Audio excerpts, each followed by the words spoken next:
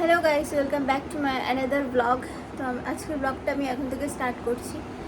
আর আজকে সারাটা দিন প্রচণ্ড গরম পড়েছে, মানে 42 ডিগ্রি সেন্টিগ্রেড হচ্ছে তাপমাত্রা। আর প্রচণ্ড প্রচণ্ড গরম, ট্যাঙ্কির জল মানে সমানে গরম, সব কিছু গরম, বিছানাপত্র সমস্ত কিছু গরম। তো গরমের জন্য কালকে রাতে ঠিকঠাক ঘুমাতে পারিনি, আর সারাদিন ধরে মাথা ঘুরিয়েছে। মাথা ঘোরানোর ফলে আমি সেরকমভাবে কিছু রান্নাবান্নাও করিনি, তার কারণ মা এসেছিলো। মা হচ্ছে তরকারি সবজি সব পাঠিয়েছে। আজকে মা করেছিল ডাল, ভেন্ডি ভাজা। যেহেতু আমি মাছ মাংস খাবো না, সেজন্য নিরামিষই করেছে, সব সবজি, সয়াবিনের তরকারি। তো সব দিয়ে গেছে, আর সব খাওয়া দাওয়াও হয়ে গেছে। বিকেলবেলা মিরাজ আসলো, খেয়ে দিয়ে আবার বাপির কাজে গেল। আর আমি এতক্ষণ একটু ঠাকুমার কাছে গেছিলাম, কারণ ঠাকুমার শরীরটাও ভালো নেই। আমার শরীরটা সারাদিন তো ভালো ছিল না, সেজন্য যেতে পারিনি। আর তাই বিকেলে আবার স্নান ধান করে একটু নিচে গেছিলাম, ঠাকুমার কাছে বসেছিলাম, এইমাত্র উপরে আসলাম। আর আজকে আমরা খাবো পান্তা ভাত, তার কারণ মিরাজ বলে গেছে জল ঢেলে রাখতে ভাতে, তো জল ঢেলে রেখেছি। আর আমি এখন ডালের বড়া বানাবো, তো ডালের বড়া দিয়ে পান্তা ভাত খাবো। তো ডালের বড়া মিক্সিতে পেস্ট করে রাখি, তারপরে ও আসলে পরে বানিয়ে দেবো। তো চলো আমি এখন রান্নাঘরে যাই, আর নিরাজ আসলে পরে তোমাদের দেখাবো। আর আমি একটু হেঁটেও নেবো, কারণ না হাঁটলে আমি ঠিক থাকতে পারছি না, এত অস্থির লাগছে গরমের মধ্যে, কি বলবো। তো চলো আবার পরে আসছি তোমাদের সাথে। এই যে সারাদিন পর বাড়ির মুখ দেখলো, আর আমার মুখ দেখলো, আমার বাচ্চার মুখ এখন দেখেনি, 2 মাস পর দেখবে।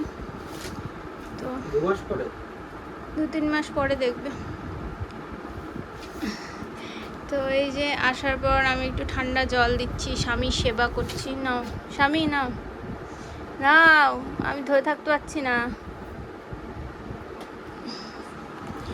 তুমি যে সারাদিন আমাকে ছেড়ে ছেড়ে বাইরে থাকছো, তোমার কেমন লাগছে একটু জানাও বন্ধুদের। একদমই ভালো লাগছে না, নিজের অবস্থা টাইট।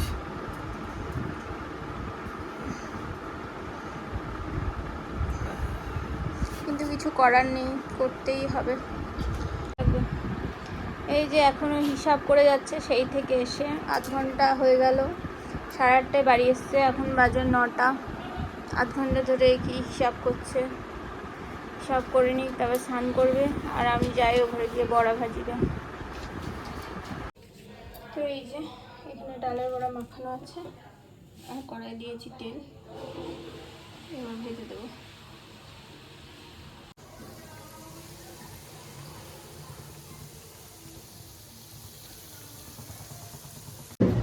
তো আমাদের ডিনার চলে এসেছে, সেই দিনকার মতন পান্তা ভাত, কারণ যা গরম পড়েছে রাতে ঘুমাতে পারছি না, খুব কষ্ট হচ্ছে।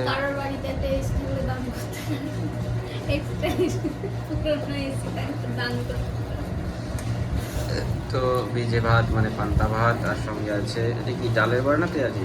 ডালের বড়া, মুসুর ডালের বড়া। মুসুর ডালের বড়া খেয়ে আজকে সাটা ঘুম দেবো, কারণ সকাল থেকে অনেক খাটাখাটনি করেছি। তো খেয়ে নিই, আর যদি কিছু বলার থেকে পুষ্পিতা অবশ্যই বলবে। আমাদের এখন খাওয়া দাওয়া হয়ে গেল, আর এখন আমি একটু হাঁটবো, কারণ খেয়ে না হাঁটলে আমার হজমও হবে না আর ঘুমও হবে না, সেই জন্য আমি একটু হাঁটবো। আর ও বিছানা টিছানা করে রেডি করুক ততক্ষণ।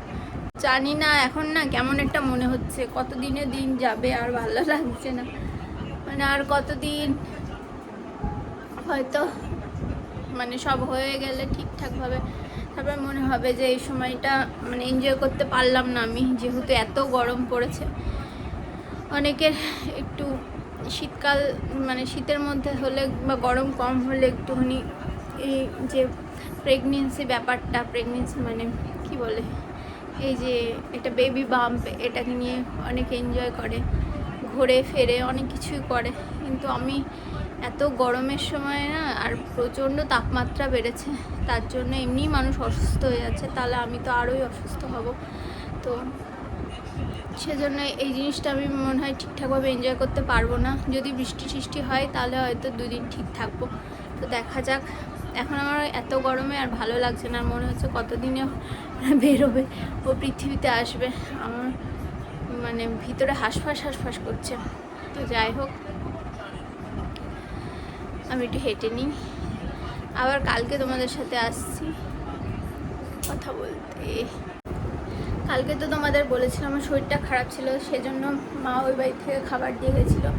তো ওই বাড়ির খাবার মানে এত বেশি, মা ভেবেছে মেয়ে তো শুধু সবজি খায় আর কি খায়, এই জন্য এত পরিমাণে সবজি আর ডাল দিয়েছে যে সেগুলো সব রয়ে গেছে ফ্রিজে অর্ধেক।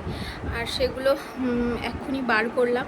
আর আমি আজকে করছি ডালের বড়ার তরকারি, কেননা সেরকম কিছু সবজি নেই, আলু পটল আছে, আলু পটল দিয়ে তাহলে ডালের বড়ার সবজি করছি।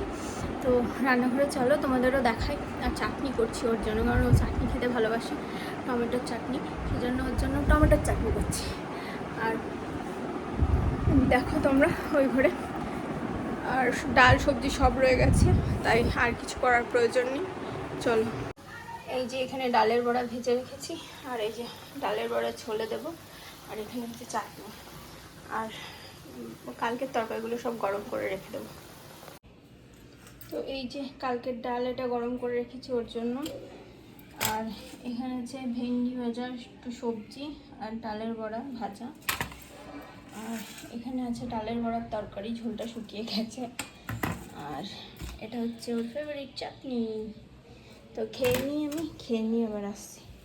এখন হয়ে গেছে সন্ধ্যাবেলা, আর সন্ধ্যাবেলা এখন পেয়ে গেছে আমাদের খিদে, কিছু নেই খাওয়ার। আর তার উপর আজকে হনুমান জয়ন্তী, সেজন্য ও বলেছে নিরামিষ খাবে আজকে দিনটা, সেজন্য নিরামিষই। আর নিরামিষের মধ্যে খাওয়ার কিছুই নেই, তাই অনেক দিন পর, প্রায় 1 যুগ পর আমরা ম্যাগি করছি, নর্মাল জলে সিদ্ধ করে একটু ম্যাগি খাবো। তো আমি ওখানে ম্যাগিটা বানাচ্ছি, চলো তোমাদেরও দেখাই।